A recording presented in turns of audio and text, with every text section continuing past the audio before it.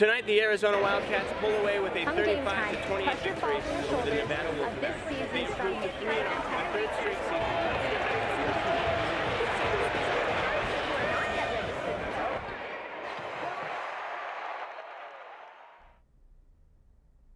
Welcome to Wildcast. I'm Toby Schmidt. And I'm Chelsea Moe. Thanks for joining us tonight. Stress is a prevalent issue on college campuses nationwide, but Campus Health Stress Busters is determined to fix that. I spoke with a student-run group about the benefits of de-stressing during the busy school year. While most students tend to run to coffee when they are in need of stress relief, many have found that Campus Health's program Stress Busters can easily reduce their stress by giving students free 5-minute back rubs. Stress Busters is a student group on campus where students can go through an application and an interview process and then go through training to give free 5-minute back rubs on campus to students. It's a student-on-student program to promote stress relief on campus. A lot of students are going through a lot with school and things, other things in their life, so we want to be a place where they can come to be stress relieved. The program first started at Columbia University nearly 20 years ago. Campus Health brought Stress Busters here in the fall of 2013. They now have about 50 volunteers and hold weekly events at various locations on campus. Students at college are reporting a lot of stress. Probably over 50% of students report significant stress at some point, during their month. And so having a simple 5-minute back rub, even just sitting still, amazingly reduces people's stress. The feedback that we get from students is really positive. I love when Stress Busters comes to the rec because I get a free back rub right after my workout, and it's so relaxing. Offered for smartphones, Stress Busters has their own app providing many resources such as videos, health links, and calm music. The app also lists when and where their next event will be. To find out more, download their app or check out the Campus Health Facebook page. Reporting from the University of Arizona for Wildcast, I'm Toby Schmidt. I cannot believe that midterms are just around the corner. I know. You should check them out. I mean, who doesn't love a free back massage? Yeah, absolutely. Rodeo festivities start this Thursday at 9 a.m. with the Tucson Rodeo Parade, presented annually since 1925. The event is known as the largest non-motorized parade in the country and will feature more than 140 floats. Longtime Tucsonan and former UA baseball coach Jerry Kindle has been chosen as Grand Marshal of this year's parade.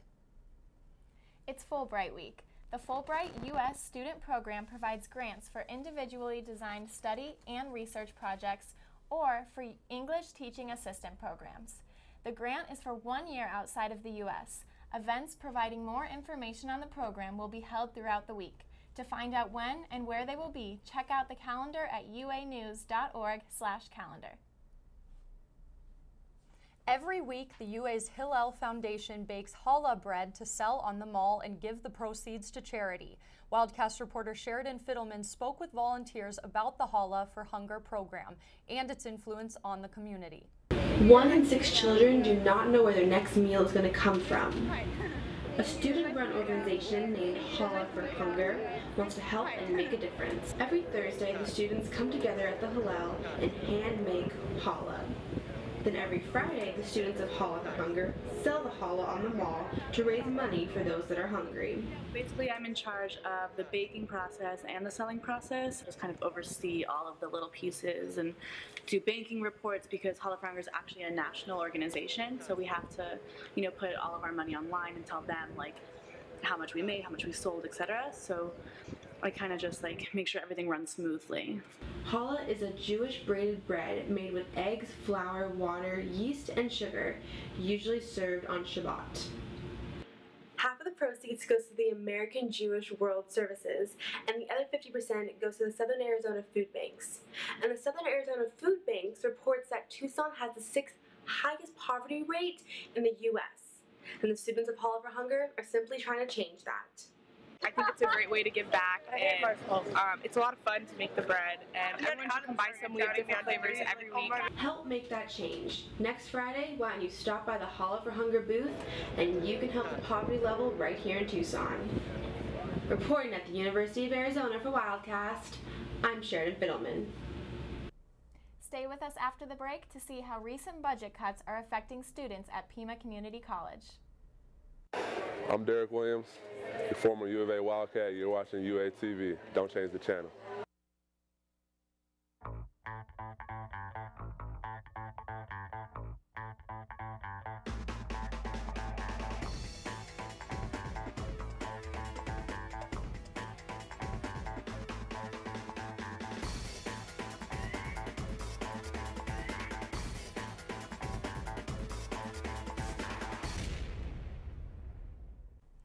Welcome back to Wildcast. We saw mostly sunny skies and warm weather this last week, and students are running to the nearest pool to soak up the sun.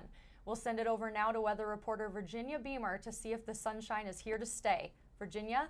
Reporter Virginia Beamer with a look at your Wildcast weather forecast for this week. Now, if you're outside today, lucky you. It was a beautiful day outside, right around average for this time of year. 72 degrees was the high. That was around 4 o'clock this afternoon. Now, it was breezy and cool today with some cloud coverage, and some of those clouds are going to hang around into tonight. But overall, it was a beautiful day. If we take a look at the almanac, you'll see what I was talking about. Right around average for this time of year, 70 degrees outside, nowhere near the record of 91 set back in 2009, and no precipitation. So just a perfect day to be outside, and hopefully we'll see a little more of that. Definitely not tomorrow, but as we get into later in the week. If we take a look at tonight's forecast, 49 degrees is the expected low for tonight. That's a little bit closer to our average temperature for overnight lows if you saw that on the almanac. Partly cloudy outside like I was talking about. We do have a slight chance of precipitation overnight, but really not much. We're not really holding enough moisture in the air for that to occur. If we take a look at tomorrow, though, it's a much cooler day outside. 60 degrees, cool and windy. That's because of the low pressure system that's moving through Arizona. And as we get into later in the week, we're going to kind of see that revert up a little bit back into the 70s and then down again on Saturday down to 67 degrees. If you take a look at the low temperatures for the week, we go all the way down to 39 tomorrow night and then just bounce right back up into the 50s, right back up to that above average temperature for this time of year. And that's a look at your Wildcast weather forecast. Back to you guys. A big culinary switch was made on all Pima Community College campuses around town this semester, leaving many students without regular meal options in between classes. Wildcast reporter Amanda Martinez visited the Pima campus and spoke with students about the new food truck options replacing cafeterias. Many University of Arizona students take courses at Pima Community College and eat at Pima's cafeterias. In December, the college ended its on-campus hot food sales when it switched from Sodexo Food Services to Follett, the largest college store operator in North America and Pima's current bookstore operator. The company just started its food services division, and this means big changes for both Pima and University of Arizona students eating on campus. Many people are really eager to have the same services that we did in the past, but Follett is really trying to be innovative and try new things, and so one of the ways that they're supplementing their services right now is working with food trucks, and many people love food trucks. Pima's main concern was cost savings for the college and students. Follett still operates sales of prepackaged and microwavable foods inside the college, and many of those prices are now cheaper. According to Pima, the food trucks that replace hot food sales offer more variety and an opportunity to help local businesses. We are working at all over the Pima Community College, and this is my first time in here. So for business, it's getting busy. It was slow at the beginning, but now it's getting busy. So we are so happy to be here. Food trucks are really popular throughout Tucson, and you can see them all the time when you go out. But they've only been on the Pima campuses for less than one semester. So students are really caught between liking them and wanting the old cafeteria back. Our breaks are usually not at the same time where the food trucks are here. The only reason I was able to go to the food truck was because I came in early for a class. It is amazing. I actually walked out of my Spanish class and all I was thinking about was getting something to eat.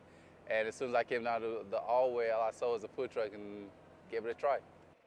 Reporting from Pima Community College West Campus for Wildcast, I'm Amanda Martinez. Saturday and Sunday from now until April 12th from 1 to 8 p.m. you can catch the horse race at Reito Park Horse Race Track. The park has been a historical landmark for quarter horses for quarter horse racing since 1940 and is the birthplace of the photo finish camera system that helps identify the winner in those neck-to-neck horse races. Events include live betting, cold beer, and fast horses. After the break, hear how the club archery team is preparing to compete.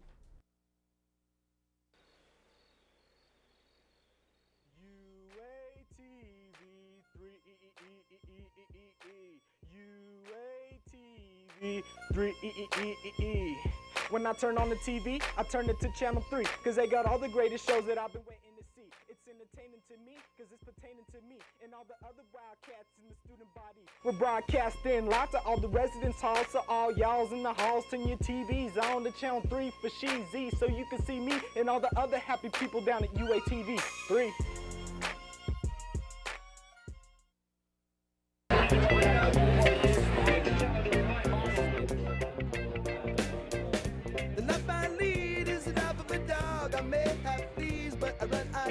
I see those clones looking down on me, but unlike those clones, this dog is free. Oh Lord, it's a dog's life. Oh Lord, it's a dog's life, dog's life. Oh Lord, it's a dog's life.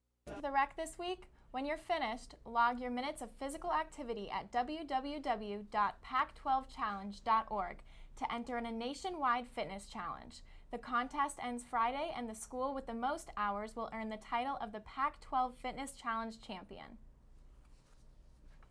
The UA Club Archery team is working hard to fund and prepare for a trip to the Collegiate Indoor National Tournament. Wildcast reporter Chris Delgado attended archery practice and spoke with the team about their season goals. The U of A archery team is one of about 30 club teams here on campus. The team has grown over the years and is in the process of training for the national championships. I spoke to club president Sandra Childress. The team's been around for a while. It used to be an NCAA sport, and then it got dropped, and it became a social club, and we decided last year to find a way to become a club sport. With archery not at the forefront of sports, it's critical to acknowledge the contributions it makes to the athletes in their daily life. It helps me grow because you understand how yourself works whenever you have down moments. And so when you have that team aspect, you're like, okay, I can help this teammate when they're down. Archery demands tedious focus and repetition in order to strengthen an athlete's form. This is both in the physical and the mental aspects of the sport. When I was in middle school, people thought it was the easiest thing. Like, they thought they could go out and do archery and like whatever. It was like a stupid sport. But it's very mental.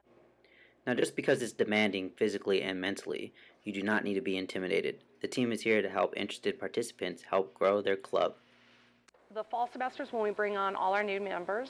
If you've never shot a bow at all, that's the time to come out because we can take the time to give you an introductory lesson. The U of A archery team practices here at PSE Archery. The team is currently fundraising for nationals, which takes place in Salt Lake City in 2 weeks. The fundraising goes to transportation, accommodations, and food. With indoor and outdoor championships coming up around the corner, the U of A archery team looks to represent the University of Arizona with fine archery. At PSE Archery, for UATV Channel 3 Sports, I'm Chris Delgado. With March Madness quickly approaching, the Wildcats are gearing up for a deep tournament run. We'll turn it over now to sports reporter Danielle Fork for more of the biggest stories in UA athletics. The Arizona gymnastics team welcomed Arizona State to the McHale Center Monday night for their rivalry meet. The Wildcats finished with a season-high score of 196.625, which outscored the Sun Devils for a Wildcat victory. Allie Flores earned first place in the all-round competition with a score of 39.350. Her coach describes her as a warrior and an amazing competitor. The Wildcats' next meet is this weekend, the 28th, in McHale. It is their annual pink meet and will start at 6 p.m. At the men's basketball game against USC, the number 7 Wildcats not only came away with an 87-57 victory, but Arizona also retired the jersey of former player Jason Terry at halftime. Caleb Tarczewski had a game-high of 15 points and 9 rebounds. The Wildcat basketball team also hosted UCLA on Saturday for ESPN's college game coverage of Rivalry Week. Arizona started off slow with plenty of turnovers and missed shots, but after 2 non-starters got in the game and fought hard, the Wildcats came back to win 57-47. Gabe York and Dusan Ristic scored a combined 25 points to lead Arizona to victory. The Arizona men's golf team placed 7th at the John Burns Intercollegiate. The Wildcats were led by George Cunningham, who finished the tournament tied in 4th with a score of 4 under the final round, and senior Alex McMahon, who tied for 17th overall in the tournament at 4 over par. The women's golf team competed in the first round of the All-State Sugar Bowl Invitational, where they currently sit in 8th place. The team recorded a score of 301 on the par 72. Freshman Crystal Quias finished best for Arizona with a score of 73. She is tied for 12th place. Competition continues Monday.